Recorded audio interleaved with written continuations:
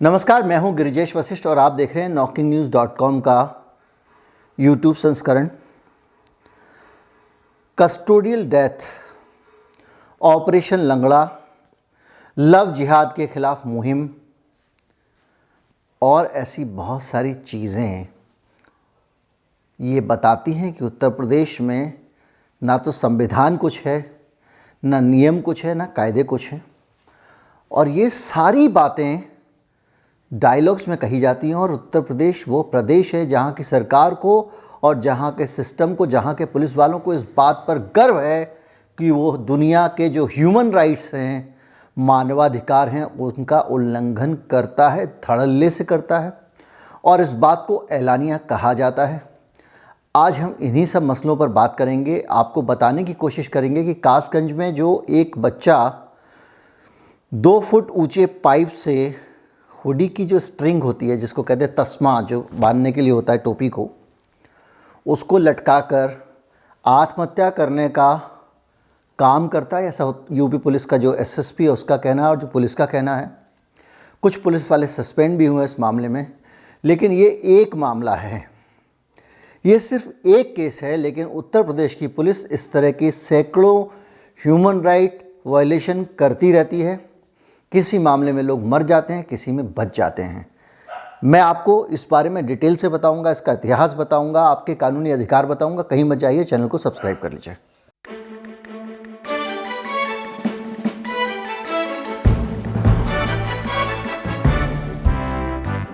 अगर आपने चैनल को सब्सक्राइब नहीं किया है तो सब्सक्राइब कर लें, ज़्यादा से ज़्यादा लोगों को उस चैनल से जोड़ें। कुछ दान दक्षिणा देने का अगर विचार है तो हमारा UPI ID है सबसे नीचे, डिस्क्रिप्शन में उसके ज़रिए दे सकते हैं। और इस वीडियो के अंत में हमारा एक बारकोड भी है, उसको भी स्कैन करके आप दे सकते हैं। बहुत जल्दी मैं कोशिश करूंगा कि WhatsApp नंबर भी आप लोगों के साथ शेयर करता हूं। नमस्कार, जय हिंद। रोहन प्रमोद बोट्रे, ये चेहरा पहचान लीजिए। ये SSP साहब हैं कासगंज के।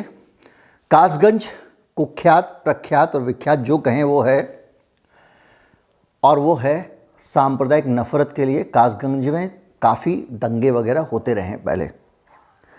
जिस लड़के की मौत हिरासत में, पुलिस की कस्टडी में, कस्टडी का मतलब होता है आपकी हिरासत, आपकी हिफाजत, आपकी देखरेख, और उस वक़्त आप उसके मालिक हैं और आपको उसका ख्याल रखना है। उस कस्टडी में एक बाथरूम में ज़मीन से कुल 2 फुट ऊंचा, आपके जितने घुटने होते हैं उतना ऊंचा, 1 फुट और मान लीजिए, उस पर लटक कर एक नौजवान आत्महत्या कर लेता है। ये सब आप सोशल मीडिया पे देख चुके होंगे। भारत में मुझे नहीं लगता ऐसा कोई भी व्यक्ति है जिसके पास ये जानकारी ना हो। और इसी तरह से वो आत्महत्या कर लेता है और उसके बाद में जांच होती है। 5 पुलिस वालों को सस्पेंड कर दिया जाता है, जो SSP साहब हैं ये वहाँ के, और ये बयान देते हैं कि वो नाले से बांध के मर गया। जांच का आदेश दे दिया जाता है। आपको लगता है कि ये मामला एक नौजवान के पुलिस में पिटाई से मर गया होगा और उसका चेहरा छुपा दिया होगा, इसलिए उसको बचाने के लिए पुलिस अपने लोगों को बचाने के लिए झूठ बोल रही है। लेकिन मामला सिर्फ इतना नहीं है, मामला एक प्रदेश की नीतियों का है, उस सरकार के चरित्र का है जो इस तरह की मुठभेड़ों को, इस तरह की कस्टोडियल डेथ को, पुलिस उत्पीड़न को लगातार बढ़ावा देती है। और उस एक राजनीतिक विचारधारा है जिसके समर्थक लगातार किसी भी प्रकार की एक्स्ट्रा कॉन्स्टिट्यूशनल हत्या को जायज़ ठहराते हुए नहीं थकते। इस देश में एक राजनीतिक विचारधारा लगातार पुलिस के हाथों लोगों को मार दिए जाने को सही ठहराती है। उस विचारधारा के लोग, उस विचारधारा के घृणित सोच के लोग इस क्रूरता को देश हित मानते हैं, राज्य हित मानते हैं, सरकार हित मानते हैं, और इसको लेकर वो सोशल मीडिया पे लगातार इस बात को कन्फर्म करते रहते हैं कि वो ऐसा चाहते हैं। उस विचारधारा से जुड़ी हुई सरकार के लोग, यानी योगी आदित्यनाथ जैसे लोग, खुद भी लगातार इस तरह की एक्स्ट्रा कॉन्स्टिट्यूशनल हत्याओं को सही ठहराते हैं। याद कीजिए योगी आदित्यनाथ का वो भाषण, उनका वो बयान। योगी ने कहा था कि अगर आप अपराध करोगे तो ठोक दिए जाओगे। ये शब्दावली एक संविधान के दायरे में रहकर संविधान के अनुसार चुनकर आए हुए मुख्यमंत्री की थी, जो संविधान की शपथ लेता है और मानवाधिकारों की रक्षा करना जिसका परम और पहला दायित्व है, क्योंकि मानवाधिकार नागरिक अधिकारों से जुड़ी हुई चीज़ें हैं। इस देश के जो लोग हैं उनके अधिकारों के लिए ही सरकार बनती है। एक और ट्वीट आपको उत्तर प्रदेश पुलिस का याद दिलाता हूं, जिसमें वो गौरव के साथ में इस तरह की हत्याओं का जिक्र करते हैं। मैं आपको सिर्फ ये केस नहीं बता रहा हूं, मैं आपको बता रहा हूं कि किस तरह से हत्याओं को, इस गलत तरह की हत्याओं को उत्तर प्रदेश जस्टिफाई करता है और वहाँ की सरकार जस्टिफाई करती है और एक राजनीतिक विचारधारा जस्टिफाइड करती है। पुलिस का ट्वीट है कि अब पहले वाला हाल नहीं है। ये अपने आप में वैसे देखा जाए तो एक पुलिस का राजनीतिक बयान है, पॉलिटिकल बयानबाजी है, लेकिन फिर भी एक किसी पॉलिटिशियन के बयान में वो कह रहे हैं 103 अपराधी मार दिए गए हैं। मार दिए गए हैं का मतलब क्या होता है ये बताने की ज़रूरत नहीं है। मार दिए गए हैं का मतलब ही होता है कि ये एक्स्ट्रा कॉन्स्टिट्यूशनल किलिंग है, और उत्तर प्रदेश की पुलिस लिख के ये ट्वीट करती है अपने मुंह से, अपने बयान हैं उनके, direct from the horses mouth, सीधे पुलिस का आधिकारिक बयान है।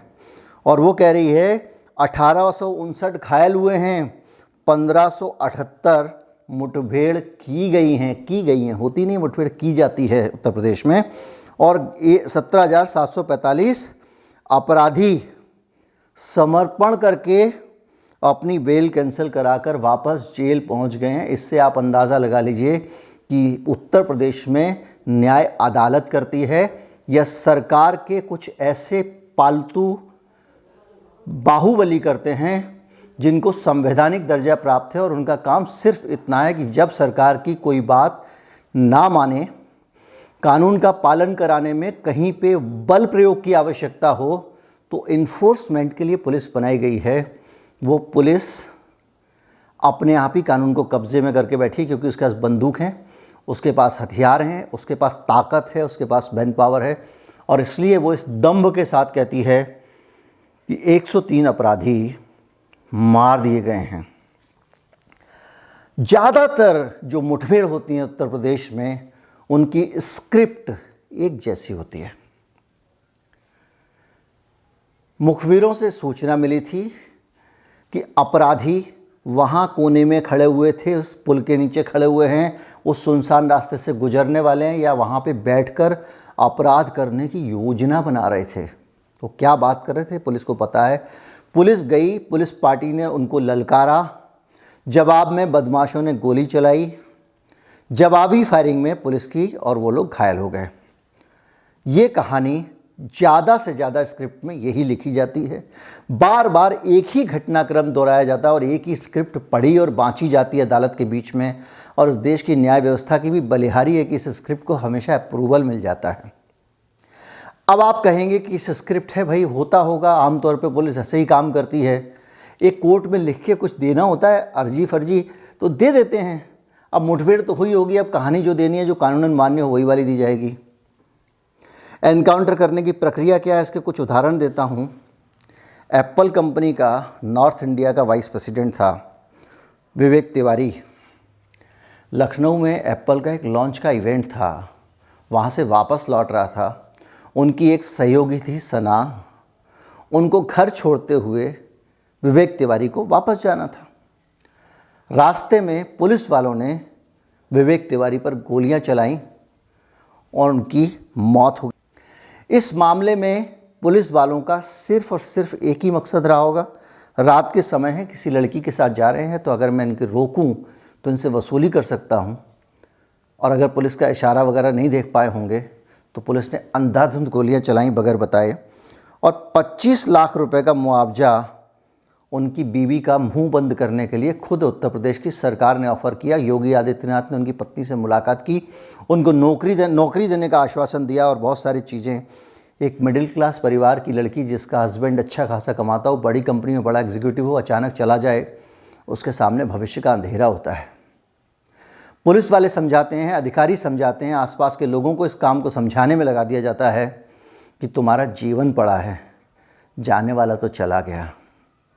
और एक हत्या के मामले को दबाने के लिए एक जांच ऑर्डर कर दी जाती है जांच होगी, रिपोर्ट आती रहेगी। एक और मामला हुआ था, बिकरू कांड। मैं किसी अपराधी को जस्टिफाई नहीं कर रहा हूँ। मैं अगर दिवाली के पटाखे, मैं एक कायदे की बात कर रहा हूँ। मैंने दिवाली के पटाखे, मैंने कहा कि दिवाली के पटाखे चलाने पे रोक नहीं होनी चाहिए। दीपावली पे आप पटाखे ना चलाएं, इसके लिए आपको प्रेरित किया जा सकता है। कुछ ऐसी व्यवस्था बनाई जा सकती है कि ऐसे पटाखे बने ही नहीं जो प्रदूषण करते हैं, लेकिन आपके ऊपर प्रतिबंध लगाना गलत है। ये एक तरह का तानाशाही कानून है।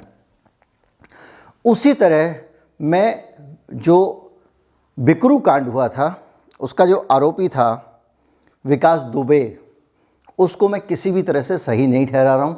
वो अपराधी रहा होगा, लेकिन विकास दुबे को जिस तरह से मारा गया वो अपने आप में एक कहानी है। विकास दुबे के घर पे एक दिन रात को अचानक पुलिस जाती है। उसके पास पुलिस के ही किसी आदमी से खबर जाती है कि पुलिस की टीम तुम्हारा एनकाउंटर करने आ रही है। आत्मरक्षा का अधिकार संविधान देता है। इसका मतलब उसको लगता है कि कोई अगर मारने आ रहा है तो उसको मारना सही होता होगा, तभी आत्मरक्षा का अधिकार दिया गया। दोनों तरफ से मुठभेड़ होती है और कई सारे पुलिस वाले मारे जाते हैं। जब मारे जाते हैं तो पुलिस बदले पर उतारू हो जाती है। वो पुलिस जो सड़क चलते कभी भी किसी आदमी को मार देती है और उसकी जो है वो कहानियाँ बना देती है एनकाउंटर की। मैं आपको बताऊंगा ये विकास दुबे के कांड के बाद में कि सेटअप कैसा बना हुआ उत्तर प्रदेश का, जिसमें अपराधी मुठभेड़ में मारे जा रहे हैं और कौन से कानून बनाए गए हैं, कौन से तरीके, कौन सी सिस्टम और कौन सी पद्धतियाँ बनाई गई हैं। वो आदमी पुलिस की पार्टी को मार देता है, उसके बाद पुलिस की पार्टी बौखला जाती है, वो भाग जाता है। उसके बाद में मध्य प्रदेश में जाकर वो आत्मसमर्पण कर देता है। वहाँ से पुलिस पार्टी उसको वापस ला रही होती है। रास्ते में मीडिया की टीम उसके पीछे पीछे होती है। मीडिया की टीम को रोक दिया जाता है। बाद में उसकी मौत हो जाती है और एक कहानी आती है कि ये आदमी भागने की कोशिश कर रहा था। एक्सीडेंट हो गया पुलिस की गाड़ी का, और वहाँ से भागने की कोशिश कर रहा था तो उसको गोली मार दी गई और वो मारा गया। अगर उसको भागना ही होता तो आत्मसमर्पण क्यों करता। मुठभेड़ का जहाँ तक मामला है, मैं विकास दुबे से आगे बढ़ना चाहूँगा। तो आपको बता दूँ, उत्तर प्रदेश में एसएसपी साहब को, वो जो 2 फुट ऊंचे नाले के बारे में बयान दे रहे थे, उस तरह के अधिकारियों को 50,000 रुपये तक का इनाम किसी अपराधी पर रखने की छूट दे दी गई है, इजाज़त दे दी गई है। 50,000 रुपये का इनाम रख दिया जाता है। एक आदमी को उठा के लाते हैं, उसको हिरासत में, अवैध हिरासत में रखा जाता है, कहीं रिकॉर्ड पे नहीं होता। उसके बाद में एसएसपी साहब से 25,000 50,000 का इनाम घोषित करवाया जाता है और एक चौराहे पर ले जाकर उस आदमी को गोली मार दी जाती है। याद कीजिए, नोएडा का वो जिम ट्रेनर जिसकी गर्दन पे गोली मारी गई थी यहाँ पे, और उससे कहा गया, और उसके बारे में कहा गया कि ये हिस्ट्री सीटर है और ये पुलिस पे हमला कर रहा था, जो कहानी होती है आमतौर पे। लेकिन वो बच गया और उसने जाकर अस्पताल में बयान दिया। एएसआई था, सिपाही नहीं था, और वो नया नया भर्ती हुआ था, इंटर्न था, ट्रेनिंग पे था। और उसी दौरान उसने प्रमोशन के लिए गोली मार दी और अपने बॉस को उसने फ़ोन करके वहीं की वहीं इन्फॉर्म किया कि मैंने ऐसे ऐसे करके इसको मार दिया, और वो घायल था उस समय। और उसके बाद में जब वो अस्पताल में गया और उसने बयान दिया तो बहुत सारी हकीकत खुली, बच गया था वो। एक और व्यक्ति, आपको याद होगा, आगरा के पास एक बार जेल में एक मुठभेड़ हुई थी, कैदी बगावत उत्तर हो गए थे, क्योंकि जेल में जब उसमें बाद में पता चला कि घायल व्यक्ति जेल में भर्ती कराया गया था, उसको जेलर ने सीधे गोली मारी थी, उसके शरीर के अंदर गोलियां मिली। उसने अस्पताल में बयान दिया कि मुझे जेलर ने गोली मारी है, बाद में उसकी डेथ हो गई। इस तरह से नागरिकों के साथ में उत्तर प्रदेश की सरकार व्यवहार करती है। एक और उदाहरण देता हूं आपको जिम ट्रेनर के अलावा।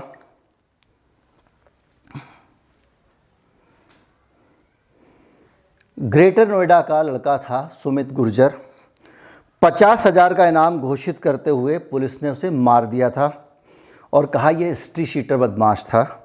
उसके ऊपर कभी किसी को थप्पड़ मारने से लेकर कंघी चोरी करने तक का कहीं भी किसी भी थाने में कोई भी केस नहीं था जिसको हिस्ट्री शीटर कहा गया।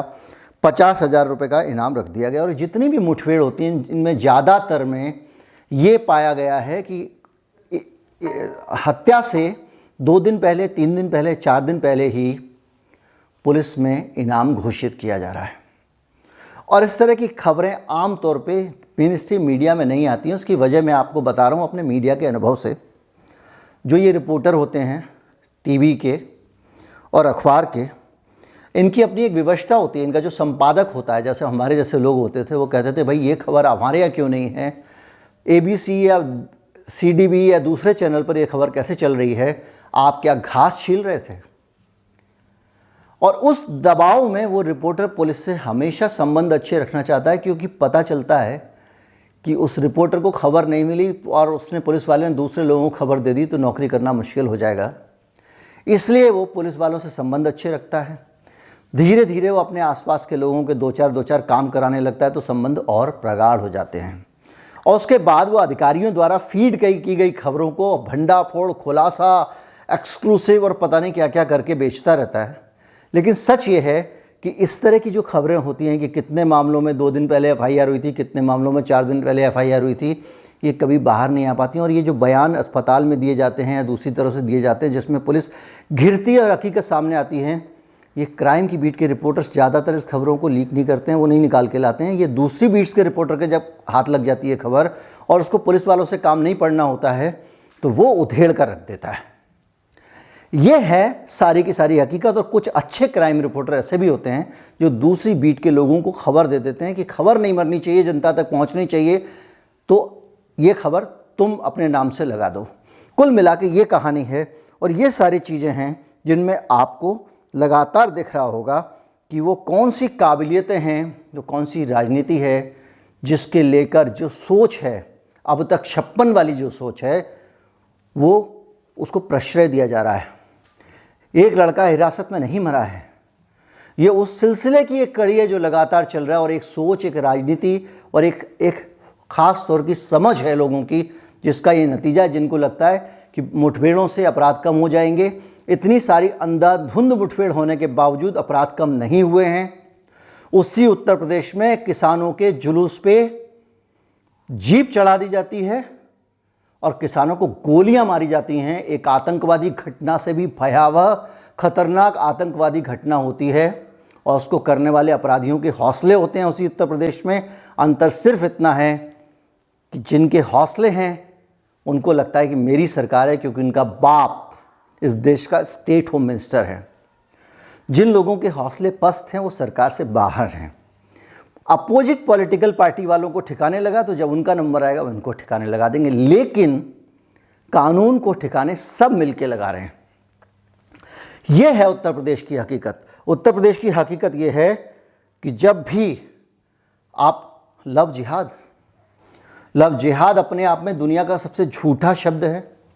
उसके ऊपर मैं बाकायदा वीडियो बना चुका हूँ, आपको बता चुका हूँ कि इस देश में कितनी तरह की इंक्वायरियाँ हुई हैं जिनमें ये झूठ पाया गया है कि लव जिहाद जैसी कोई चीज़ होती है। आप लोग कहेंगे नहीं, लव जिहाद तो होता है। अंतर धार्मिक प्रेम विवाह को ना तो आप लव जिहाद कह सकते हो, ना धर्मांतरण कह सकते हो। दो व्यक्ति इस देश में अगर एक दूसरे से प्यार करते हैं तो उनको शादी करने का हक है। किसी भी व्यक्ति को ये तय करने का भी हक है कि उसका धर्म कौन सा हो। वो अपने धर्म से सहमत या असहमत हो सकता है, दिक्कत यहाँ नहीं है। लव जिहाद का मतलब होता है ऑर्गेनाइज तरीके से कुछ आतंकवादी समूह या संगठन एक बड़ा अभियान चलाएं जिसमें लड़कियों को बहला फुसलाकर उनका धर्म परिवर्तन किया जा रहा हो, और ऐसा नहीं हुआ है। लेकिन इसके नाम पे लव जिहाद विरोधी कानून बनाए गए ताकि ये शब्द जिंदा रहे और शब्द की राजनीति जिंदा रहे। लव जिहाद कहीं है ही नहीं, धरती पे एग्जिस्ट ही नहीं करता, लेकिन उसके नाम पर राजनीति चल रही है, उसके खिलाफ कानून बनाए जा रहे हैं, उसके खिलाफ बहुत सारी दूसरी चीज़ें हो रही हैं और बड़ी संख्या में मानवाधिकारों के उल्लंघन हो रहे हैं। बीजेपी के जो शासित राज्य हैं उसमें कोई भी व्यक्ति दूसरे धर्म की लड़की से शादी करने का साहस नहीं कर सकता। जिसको थोड़ा भी कानून संविधान पे भरोसा है उसको बाद में पछताना पड़ता है। जिस लड़के के साथ में भी गले में कासगंज में फंदा लटकाकर एक पतला सा जो स्ट्रिंग होता है जिसे आप हुडी बांधते हैं, 3 फुट 2.5 फुट ऊंचे नल पे आत्महत्या करने का केस बना है, उसका भी गुनाह सिर्फ रिश्ता था कि उसने इस देश में प्रेम किया था, प्रेम विवाह किया था। पुलिस उसको उठा लाई थी, उसको टॉर्चर कर रही थी और उसके ऊपर आरोप लगाए गए थे कि वो लड़की को अपहरण करके ले गया विवाह के नाम पर। लव कमांडो है हमारे देश में, एक संगठन है। किसी दिन मैं लव कमांडो के लोगों से आपकी बात कराऊंगा, मेरे बड़े अच्छे मित्र हैं।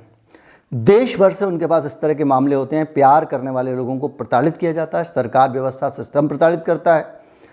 कर्नाटका के एक विधायक जी थे बहुत बड़े, वो अपनी बिटिया की शादी उसकी मर्जी के खिलाफ कर रहे थे। वो लड़की लगातार शादी के दिन तक व्हाट्सएप पर मैसेज कर रही थी। मेरे पास उसने मैसेज किया कि मुझे बचा लीजिए। मैंने बहुत कोशिश की, लेकिन सिस्टम, प्रशासन और सब लोग उस लड़की के खिलाफ थे। आखिर में उस लड़की की शादी हुई। उसके बाद वो सुप्रीम कोर्ट गई और सुप्रीम कोर्ट ने शादी को खारिज कर दिया और कहा कि इस शादी में कोई दम नहीं है। एक बड़े मंत्री की बेटी जो कि खुद भी अपने आप में पढ़ी लिखी अधिकारी है, उसको भी प्यार करना गुनाह है। ये देश है और ये इस देश का हाल है। जब तक प्यार से, देखिए कंक्लूसिव सेंटेंस दे रहा हूँ, उसको ख़त्म कर रहा हूँ उस वीडियो को, ये कहने के साथ साथ जब जब धरती पे प्यार को डिस्करेज किया जाएगा, प्यार को नुकसान पहुंचाया जाएगा, जब जब धरती पर नफ़रत को बढ़ावा दिया जाएगा, ये धरती लोगों के रहने लायक नहीं रह पाएगी। फर्जी मुठभेड़ें एक अन्याय है, ह्यूमन राइट्स का उल्लंघन। ह्यूमन राइट्स शब्द को भी कुछ लोग समझते हैं आतंकवादियों का ह्यूमन राइट होता है क्या, पुलिस वाले का नहीं होता। उनको नहीं पता कि सरकार कितनी ऑर्गेनाइज्ड होती है। सरकार की तरफ से अगर आप आप जा रहे हैं, अपनी ड्यूटी पे जा रहे हैं, आप कुछ लोगों को मारने जा रहे हैं, तो आपकी हानि नहीं होनी चाहिए, ऐसा कहाँ लिखा हुआ है? और आपकी हानि होगी तो आपका ह्यूमन राइट हो जाएगा। एक शक्तिशाली संस्था जिसके पास में 10,000 20,000 लोग हैं, जिसको सरकार की तरफ से हथियार दिए गए हैं, जिसको सरकार की तरफ से कुछ खास नियमों के साथ हथियार चलाने का अधिकार दिया गया है, उस संस्था की तरफ से अगर कोई व्यक्ति जाता है, उसको रिप्रेजेंट करता है और वो अगर वहाँ से घायल हो जाता है तो उसके कैसे मानवाधिकार भैया? मानवाधिकारों का उल्लंघन करे जा रहे थे, असफल हो गए तो मानवाधिकार। ये बड़ी सीधी सी बात है, लेकिन एक विचारधारा को समझ में नहीं आता है। अब मैं बताता हूँ कि कैदी के अधिकार क्या हैं।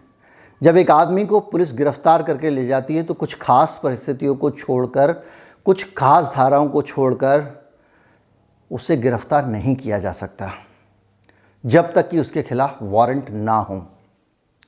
पहली चीज़, अगर आपको गिरफ्तार किया गया है तो आपको ये अधिकार है कि आप अपने परिवार को सूचित करें कि पुलिस वाले आपको लेकर गए हैं। अगर आप समझदार नहीं हैं, आप पढ़े लिखे नहीं हैं, आप घर फ़ोन नहीं कर सकते हैं, तो ये पुलिस की जिम्मेदारी है कि वो आपके घर वालों को सूचित करे। ये पुलिस की जिम्मेदारी है कि वो आप जब जा रहे हैं, और ये कैदी का अधिकार है कि जब जा रहे हैं तो सबसे पहले उसकी मेडिकल जांच होनी चाहिए, और उसके बाद में जब वो वापस आए तो भी उसकी मेडिकल जांच होनी चाहिए, ताकि ये पता चले कि उसको शारीरिक नुकसान तो नहीं पहुंचाया गया। दरअसल क्या है कि हम सब लोग राजाओं के ज़माने से एक अत्याचारी समाज में जी रहे हैं। हमको नहीं पता है कि हमारे अधिकार क्या है, और हम ये मानते हैं कि जो कुछ भी करे सरकार वो सही है। ये सोच बन गई है हमारी। उसके कारण हमको जनता के और नागरिक अधिकार सारे के सारे फिजूल की चीज़ लगते हैं। संविधान के दिए हुए अधिकार भी हमको फिजूल की चीज़ लगते हैं। एक आदमी को आप घर से उठाकर मार दोगे वो जायज़ है, लेकिन वो आदमी अगर गोली चलाता है तो आप मानवाधिकार का रोना रोएंगे। ये कौन सी अच्छी बात है? वीडियो इसलिए बना रहा हूँ क्योंकि मैं मानवाधिकार के इस मसले को उठाना चाहता हूँ, और मैं चाहता हूँ कि इस देश की, दुनिया की सारी बड़ी मानवाधिकार संस्थाएं इन मसलों को उठाएं, इस पे बात करें, और खुद सरकार में भी संवेदना आए। किसी भी दिन कोई भी हो सकता है मानवाधिकारों के हनन का शिकार। स्वयं मुख्यमंत्री योगी आदित्यनाथ भी मानवाधिकारों के हनन का शिकार हुए थे, और संसद में जाकर जब वो अपनी आप बीती बता रहे थे तो उनकी आंखों में आंसू आ गए थे। ये होता है मानवाधिकारों का हनन। एक बच्चा, किसी का बच्चा 22 साल का, वो शादी करना चाहता था, किसी से प्यार किया था उसने। इस समाज की तरफ से किसी निहित स्वार्थ के कारण, मुझे नहीं पता पैसे लिए थे, मुझे नहीं पता था कि जाति कारण थी, मुझे नहीं पता कि धर्म कारण था, उसको टॉर्चर किया जाता है, थाने में मार दिया जाता है। ये है इस मुल्क की, इस धरती की हकीकत, जिस पर हम गर्व करते हैं। गर्व तो हम करते रहेंगे और हमें करना भी चाहिए, लेकिन ये चीज़ें जो हमारे गर्व को समाप्त करती हैं, झटका देती हैं, इनको ख़त्म होना चाहिए। 22 साल का बच्चा, पूरा जीवन था उसके सामने, उसकी उम्र क्या थी? ये कैसी व्यवस्था है, ये कैसा सोच है, कैसी विचारधारा है, इस पर विचार जरूर करना। नमस्कार, जय हिंद।